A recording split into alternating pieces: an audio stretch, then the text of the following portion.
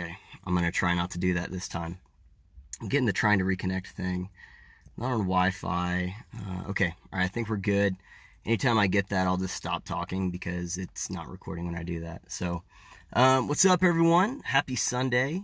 It's Sunday for some people, that's for sure. Go Chiefs. For those of you who are football fans, I hope your team did well this weekend. I know that ours did. I don't really follow Mizzou much anymore, but they destroyed whatever that Southern Missouri, I don't know, Southeast SEMO team. They crushed them, and then Chiefs had a pretty good game. I had a heck of a time even getting to where I could watch the game. Freaking CBS up here was showing bull riding instead of the NFL game, so that's awesome. I don't know how anyone lands on that decision as something that's going to draw more viewers, but they can do whatever they want. I ended up listening to the second quarter that was really, really exciting, and then I was able to get where I could watch it after halftime, and literally nothing happened in halftime. It was like a soccer game or something, but either way, 2-0. It's pretty sweet. We'll see how we do against, I think we're playing Baltimore next weekend, but anyway, go Chiefs. So this is I'm going to give a recap on the Democrat debate, round 3 that happened last Thursday. Not a super exciting debate in terms of, the overall outcome.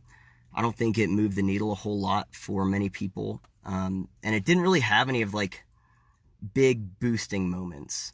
It did have some moments, like there are some kind of viral clips that came away from it, but I don't think any of them are the kind that boost someone's campaign. What I mean by that is that, so Kamala Harris had a big moment in the first round of debates when she kind of went after Joe Biden on the topic of busing, and that really boosted her campaign, even though I think it was kind of disingenuous, but, it accomplished what she wanted it to accomplish. Like, she went up afterwards.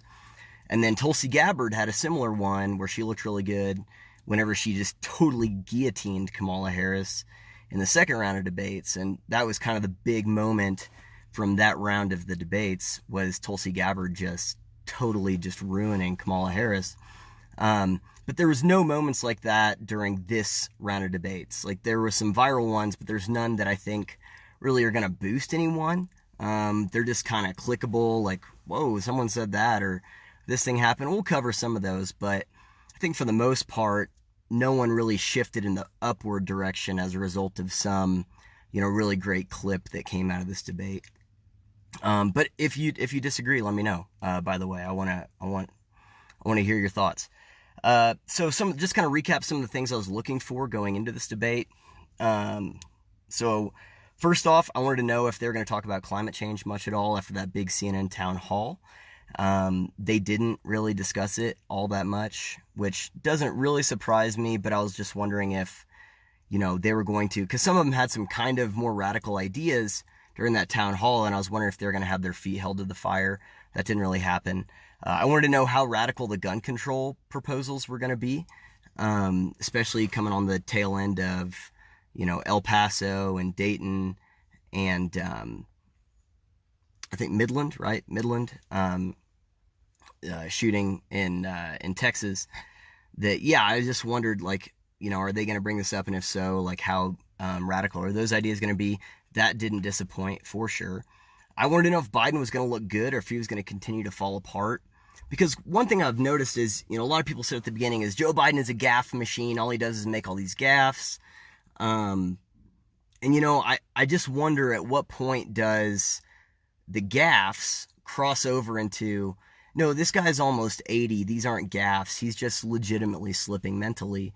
And so I wondered if, he was going to hit that threshold of people going, is he really still electable? Because he's saying things that don't really make sense. Because he's had those moments out of the campaign trail, but they just don't get a lot of coverage. And we'll kind of dive into why that is. But I wanted to know if he'd look sharp or if he'd continue to fall apart. I think he actually looked pretty all right. He had a couple moments that were just absolutely Grandpa Joe saying something silly. But for the most part, I think he actually did all right. And the last thing is I wanted to know how things were going to be framed. So again, to kind of recap, just a theory I have, something I've noticed, is that after the last round of debates, CNN, at the very beginning, everyone was looking forward to the Kamala Harris-Joe Biden rematch.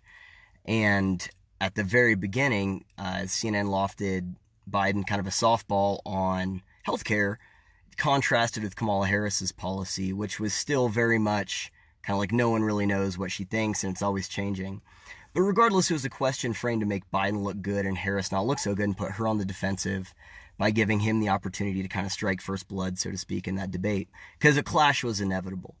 And I said, well, this kind of looks like they're running the same playbook they did in 2016 when they noticed, like, look, we've got a candidate who supports what seems to be a more moderate wing of the party, and then we have a candidate, because it basically came down to Hillary and Bernie pretty quickly. Martin O'Malley was in for like 5 seconds, and actually I think he was a decent guy, but he wasn't in for very long, and it was very obvious the establishment was working for Hillary and against Bernie. But what I mean by working for is in propping her up, supporting her.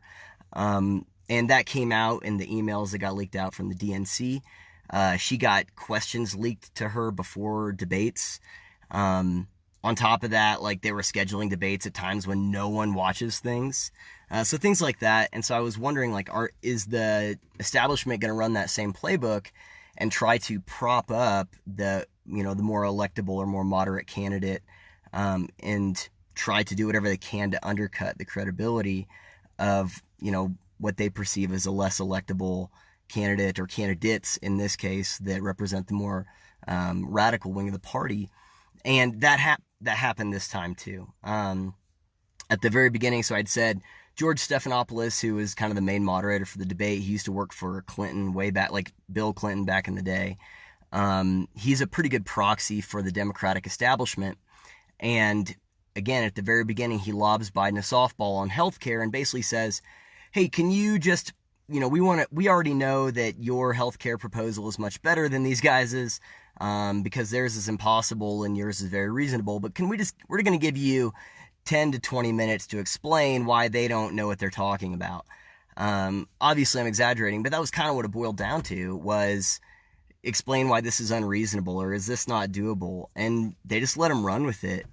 And Biden got to sit there and kind of pick at Sanders, pick at Warren, mostly Warren, which I think he did a good job of strategically going after Warren instead of Sanders. But they did the same thing. They kind of lobbed that softball in there that I think was intended, or at least had the result of making Biden look good, look reasonable, look like the one who they should support, or who's the voters should support, and Sanders and Warren look unreasonable, and again, kind of put them on the defensive. So as of right now, I'm sticking with my theory that the establishment is very much supporting Joe Biden, or at least what he represents, which is electability and, a moderate position, because I think they know at the end of the day that if Warren or Sanders got the nomination, I just don't think either of them would win in a general. I just don't. And I think they know that. And they knew it in 2016, which is why they're working against Sanders. And I think they know that now as well. So we'll see. But that's kind of how it started. So I'll go through and just kind of talk about the different candidates, how they did, in my opinion. I divided up as the meh and the good and the bad. And there's a 538 did a debate poll and a post-debate poll that kind of gives us some information, at least on the immediate after effects of the debate. Now, this is just one poll, and it was like right afterwards and right before, so these things could change. And there are some places where I agree with it, and some places where I'm like, yeah, I don't know if this is actually that significant. But if you agree or disagree, if you have a candidate you like, or hate, whatever, yeah, go ahead and let me know. But we'll go ahead and get started. So first off, the meh. And these are the people that didn't have a great night, but didn't have a bad night. But the problem is that most of these folks, and actually most of the people on stage generally, needed to have a really good night.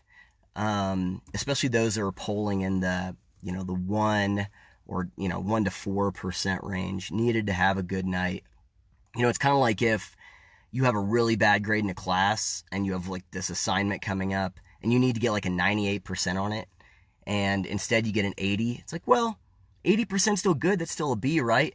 But it wasn't good enough to get you to where you got that passing grade. And so I think a lot of these people kind of got that meh, got that 75, that C+, B- grade, but not enough to raise their average. And Cory Booker's one of them.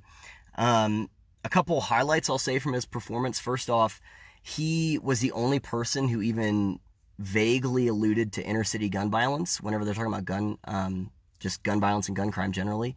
And that's often left out of the conversation. And so, I mean, I applaud him for doing that. Again, it was pretty short, pretty brief, but it's a necessary component. Anyone that's watched any of my other videos on the topic of gun violence knows that the data support that is, the kind of the main thing that needs to be discussed. And he at least brought it up. So good for him for doing that. The other thing is that he actually seemed pretty authentic. He seemed pretty chill. Most times he comes off as really scripted, really inauthentic. And whether it was during the debate or in the, kind of post-debate interview, he, I think, came off pretty just relaxed. And so that was another thing that worked in his favor. And he saw a slight bump based on that 538. But again, I don't think it's going to be enough to salvage his campaign. Also, after the debates, he talked to CNN and kind of voiced some support for an attack against Joe Biden that took place during the debate. We'll get to that, which I think that's going to hurt him as well. So I would say Cory Booker is pretty much out because he just didn't have the night that he needed to. But he did come across more likable and more authentic, so good for him for doing that. The other one, Pete Buttigieg, had a pretty meh kind of night. He started off okay, and then it went downhill, and then he ended pretty all right. So I'll kind of go through those three stages for him.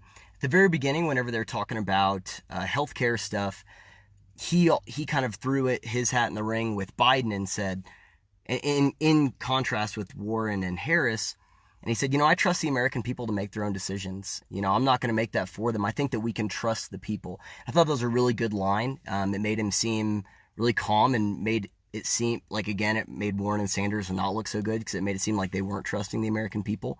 So I thought that was a really good moment for him.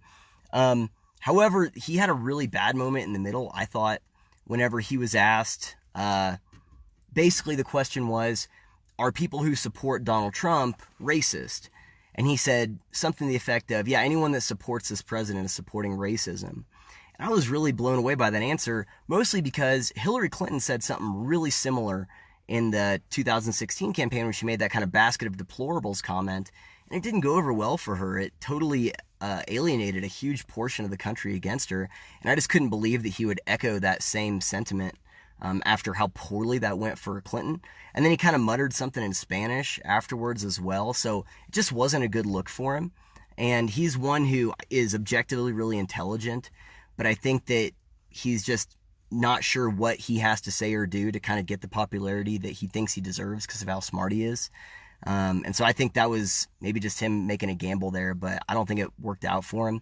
He saw a slight boost after this with the 538 thing, but not very much. Although again, he did end it well. And there was like a interview after the debates where he said, well, the country isn't good people or bad people. That's not how it's divided. It's like people who want to move forward and people that don't. But it's like, man, I don't know if you're trying to walk back that comment from earlier, but you've already basically said that it's bad people and good people because he said the people that support the current president are supporting racism. And so I just don't think that was a good look for him. So I wouldn't expect him to be around much longer. Maybe. I mean, I think he was sitting at 5% or so going into it. So he might, but I don't think that he got where he needed to go with this. He's one who's just kind of had failure to launch this entire time, to be honest, and so I wouldn't expect that to change at all. So another person who had kind of a meh kind of night was Kamala Harris. Some people say that she had a bad night. I don't think so. I think that she just kind of did what she did in the second round of debates. And, to her credit, she did a good job crystallizing her healthcare stance. She gave Bernie credit for where he's brought the country in terms of that Medicare debate. Healthcare is a right or whatever. It's very popular in the Democratic Party. And so she gave him credit. She did have some moments where she articulated things fairly well, but generally there was one time she kind of laughed at her own joke and seemed really, she made a comment about this small man in the White House. And so, it's like, if you're the only one laughing at this, maybe, I don't know, it's kind of weird, a little off-putting. And then she also, she was asked about her record as a prosecutor, and she didn't do a good job defending that record. So I think overall she didn't have a great night. she saw her support slip from that 538 poll as a result as well. So again, I would expect her to probably not be in this thing too much longer because she just didn't have the night that she needed to. Oh, and also, she didn't get as much, like she got a decent amount of talk time, but it didn't feel like it. Like, it's like, what did Kamala Harris say during this debate? Like, she just wasn't super memorable outside of kind of just laughing at herself. And so that's where I get at where some of these moments that were memorable for people weren't the ones that they needed them to be. Like, it was memorable, but not in a good way. Bernie Sanders had a meh kind of night. His support went down afterwards as well. But the thing is Bernie was just Bernie. Like, I wouldn't put it as a bad night for him because he didn't do anything different than he normally does. He was just himself. He articulated the same things he normally does, but, you know, it just wasn't exciting, and it just kind of lend more credibility to the fact that Warren is maybe the new torchbearer for this message. But again, I would just say it was a meh kind of night because the people that like Bernie, who really like him, would say, yeah, no, he did good because he didn't do anything different. But the people that might have been considering him over Warren or something, I don't think that he had the energy or any of the good moments he needed to kind of sway some of those over. In fact, there was actually a bad moment because one of his big lines from the last debate was, I wrote the damn bill, right? And there was a moment, I think it was Amy Klobuchar, who said, you might have wrote the damn bill, but I read the damn bill, and here's what it does. It takes health insurance from 150 million Americans. And he didn't really have a good answer. He just said, well, 50 million Americans lose their health insurance every year. You know, why not triple that? And it just wasn't a good look. So again, his only memorable moments were ones where he was kind of on the defensive, I guess. But I wouldn't say that he had a bad night because he didn't do anything different. It just didn't work the way it normally does for him. But he was himself. And I think that he needed to take some shots at Warren, and he just didn't. Same mistake he made in 2016. He didn't attack Clinton like he needed to. He just said, well, we'll just do our thing. And I think he needed to take some shots at Warren because something's going to give eventually between the two. And the momentum's not in his favor right now. So I don't know what's going to happen there, but it wasn't a great night for him. The other person who I'm putting in the meh category is Elizabeth Warren. So people expected this to be kind of her breakout moment. She's the only candidate who's been climbing in the polls, who's been gaining momentum, who is just consistently getting higher and higher in her popularity. And a lot of people were expecting this to be the night where she was going to kind of break away from the pack, break away from Sanders and leave him in the dust. And she didn't have that either. Again, she didn't have a bad night. She didn't really, say anything, overly ridiculous. She didn't, it was just kind of right there. And that's not what people expected. So it could go in the good category because she did continue to increase in popularity a little bit after this, but it just wasn't what people were expecting from her. And so I think because of that, it's caused a little bit of doubt of, is she really the strong candidate that we think? Because I think right now the establishment is saying, are we going to support Elizabeth Warren? Are we going to maybe throw our support behind her instead of Biden, or are we going to pick someone else? Because they're not going to support Sanders, but they're like, well, maybe Warren's a little bit more moderate, so maybe we'll support her. And she just didn't have the night that I think she needed to get that kind of support, to boost the confidence of those establishment players. Another thing that she said that I think kind of flew under the radar a little bit, but during the gun conversation, she said, I like registration, in reference to gun registration. That's an extraordinarily unpopular position. It didn't really get a lot of attention, but it's there. These things are recorded, and there's so much that was talked about. Like, that was within this, kind of the same span, I think, as Beto said his stuff, which we'll get to. So that might have taken the attention away from her, but supporting gun registration is not a popular position, and so I think that there's a good chance that will also come back and bite her in the butt. But anyway, she did okay. Her support ticked up a little bit. But again, I think because of what was expected out of her and how that's going to hurt the confidence of some folks, then it wasn't the night she needed to have. So the bad, Julian Castro was polling really low going into this debate, and he needed to have a moment pretty badly. And for whatever reason, he chose his moment to be an attack on Biden's mental faculties. And here's the deal about that. That actually could be a pretty effective line of attack. That can be an effective talking point or position to say this guy's falling apart mentally. But I think he jumped the gun on that. There was some later where he would have had an opportunity to say that in a way that would lend it some credibility. But he said it at the beginning, and the transcript showed that no, Castro was actually wrong. And he was, because he said, Biden, you just said this 2 minutes ago. Are you forgetting? Are you forgetting? And kind of across the board, people said, no, he looks kind of mean. He slipped. Like, the dude already had no support, and he lost some of what little he had as a result of this. So I think he's out. Booker showed a little bit of support for it afterwards and said, look, this is a legitimate question. But the damages mostly falls on Castro. And there were others who said, no, this was mean and uncalled for. So I think he's going to be just donezo. He already had voiced some unpopular positions during the last round of debates. So I think he's out. Another one of the bad is going to be Beto O'Rourke. I don't know why he's still in this. I really don't. His platform really does seem like, you're a racist, and I'm going to take your guns. And then that's it, the end. Vote for me. And I'm not even being hyperbolic. Like, that is the bulk of what he says. And I don't know, who is advising his campaign, but, go for it, man. It's a bold strategy. So he needed a big moment here. And, he doesn't have a lot of support, and I guess maybe his strategy in gaining more support was, I'm going to piss off a lot of people, on purpose, and maybe the amount of people that like that I'm doing that will offset the amount of people I'm pissing off. I don't know. But, kind of this is one of the big clickable moments from the debate, was him saying, hell yes, I'm taking your AR-15s. Hell yes, I'm taking your AK-47s. And it's just incredibly unpopular. He's not going to win with that. Again, that would have virtually no impact on gun homicides in the country generally. So not only is it a stupid thing to say because of how unpopular it is, it's also just, it would do nothing. It would not be effective at all. So I don't know how much longer he's going to stick around in this. Maybe he's looking for a cabinet position or something, but he's toast. He saw a 0.5% uptick in interest in voting for him after that, but yeah, no, he's going to be donezo. Also, he made the comment that having a secure border increases death because people are more likely to die when trying to cross the border if it's secure. So that makes sense. I don't know where he gets the things that he says or why he thinks that it will make him popular, but yeah, I would say adios Beto after this. Or Beto.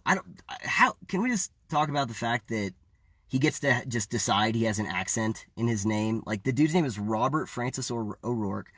You can go by whatever nickname you want. That's fine. That's okay.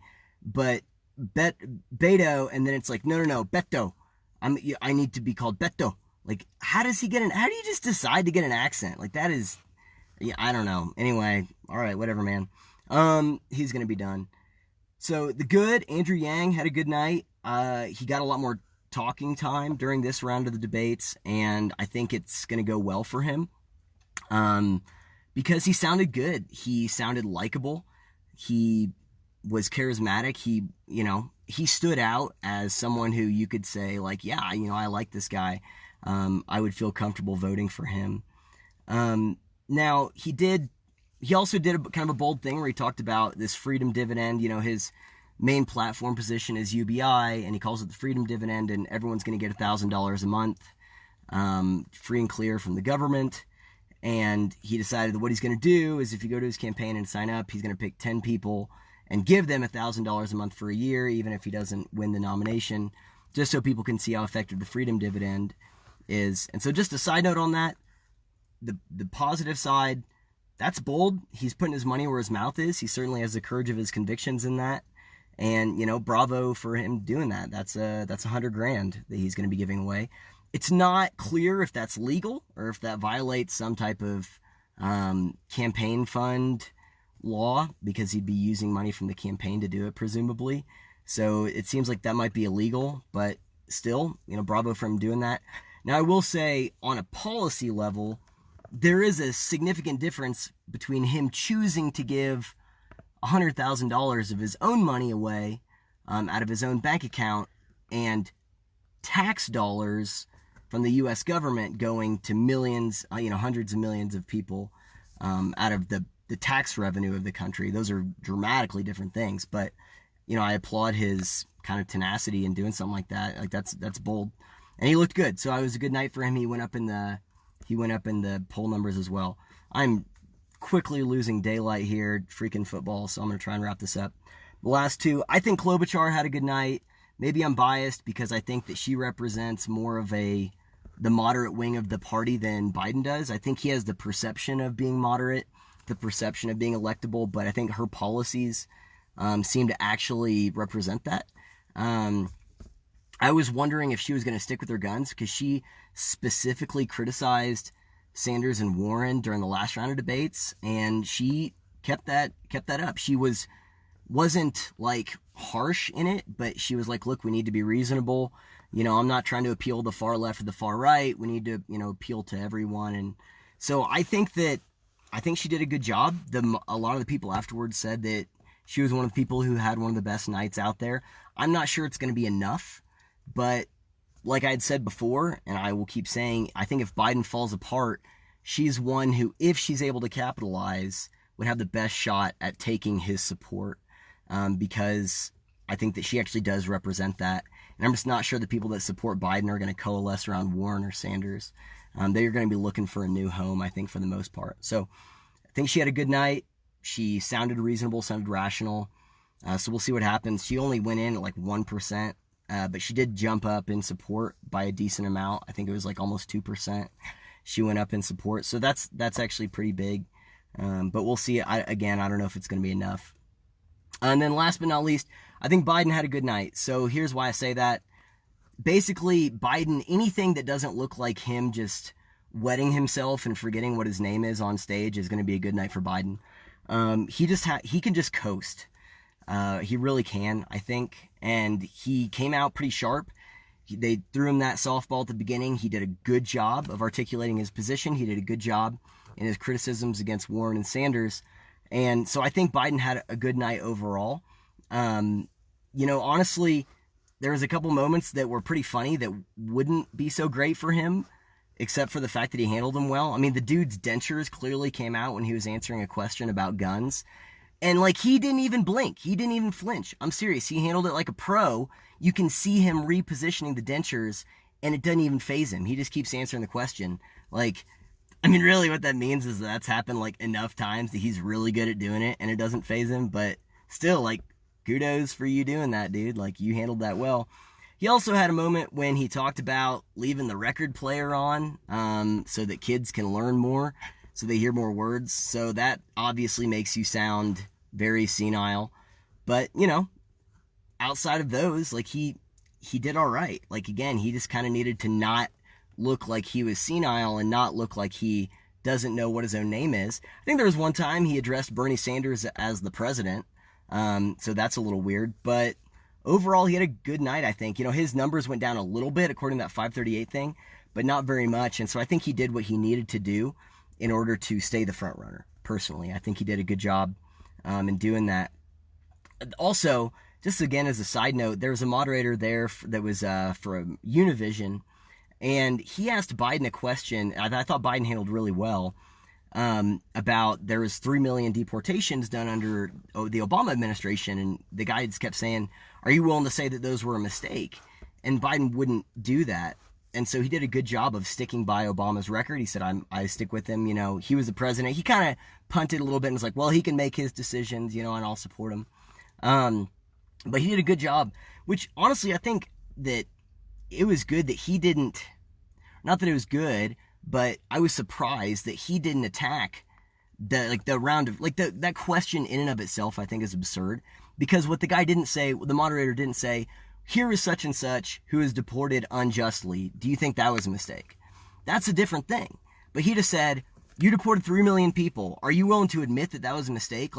Why would it be a mistake? We don't know the circumstances why they were deported. And so for it to just be, the default position that any deportations are bad and you have to post hoc justify them, as opposed to saying, no, like, Obama did this because it was the right thing. Like, this is what they decided. Like, show me some cases that were unjust and we can talk about them. But a sovereign nation can do that. Like, I thought it was an absurd question because the guy didn't, he left no room for any other assumption other than deportations are bad unless you can show otherwise, which is just an absolutely absurd position. And Biden handled that really well. So good for him for handling that well, because that was just absolutely nutso to me that would be even something to be taken seriously. So before I get to the conclusions, here's some things that weren't mentioned. Abortion, which I don't know why. It was kind of a hot topic in the last two. So I don't know if it wasn't mentioned because they'd already kind of covered that ground, or that maybe all of the candidates are in a similar place. Like, it's kind of coalesced a little bit in terms of what the positions are. So maybe they all are in the same place. I don't know. I would suspect it'll come up at the next one. Impeachment didn't come up. I'm wondering if that was strategic because, you know, it's not very popular. Same with the Mueller report didn't come up. Russian meddling didn't really come up. So I think that they know that those things are unpopular with the country, and they know that they're going to alienate people. LGBT issues, Me Too, suicide rates, inequality didn't come up. North Korea, red flag laws. There's lots of things didn't come up. I was really hoping that they would talk about, like, just partisan divides generally and what it would look like to bring the country together because of how divided we are. They didn't cover any of that stuff either. It's kind of a bummer. But I think that they'll probably talk about some of those things in October. That's the next round, is going to be October 15th, so a month from today. So my conclusion, the needle didn't move much. Beto, Castro, and Booker are going to be out, I think, pretty soon, I would imagine. Harris and Buttigieg are probably also on the chopping block, but I think they have enough support going into the next round that, you know, I think they're inching towards being out, but, you know, I think they're okay for now. But they didn't have a great night. Yang and Klobuchar saw some new life. I don't know if it's going to be enough for either of them also, but again, we'll see. Biden didn't fall apart. So again, I think that he generally, the main takeaway is that whether it's Biden or Harris or Sanders or any of them, the needle didn't really move on anyone in a positive way, I don't think, outside of the result of some of the candidates losing some support. So people looking at Beto and going, you're crazy. People looking at Castro and going, no, that was kind of mean. People looking at Buttigieg and saying, okay, what do you mean? So everyone that supports Trump is a racist. Okay. So I think that those negative things that happen to them will just by default have people that'll bleed off and say, well, no, maybe I support this other person instead. But I don't think that any of the upticks for people are a result of, like, positive moments they have, or they had. So anyway, all right, well, I feel like I'm, like, telling scary stories in the dark here with, like, a flashlight. So now I know that I need to start this thing early, even if it's even if football's on. So you gotta make sacrifices. So the fourth round is going to be on October 15th. It's going to be CNN, and the New York Times is going to be hosting it. So again, it'll be pretty indicative of where the establishment is on a lot of these things. So I would expect it to be similar, but basically the needle didn't shift. So, you know, I think we hit pause on a lot of people, and we'll just kind of see what happens over the next month as a result. I'll probably there's something I've been really excited. I've had a freaking outline done for like a week and a half on this, and I just haven't been able to get around to making the video because these debates. So I'll probably do a live stream either tomorrow morning or Tuesday morning over this story that I think is actually really fascinating. So anyway, I'll put all the links to the stuff in the comments. Again, if you have any questions or you feel like I missed some stuff, let me know. Shoot me a message, comment on here. You can follow me on Twitter at MyMundaneMind, and on YouTube as well. I appreciate any subscribers. Once I get to 100, I can have a custom URL, which is pretty cool. So anyway, that's it. It's been a spooky night. Beto's gonna come take your guns, but I think we'll be okay. Anyway, go Chiefs, and I will check you guys next time. Thanks for watching.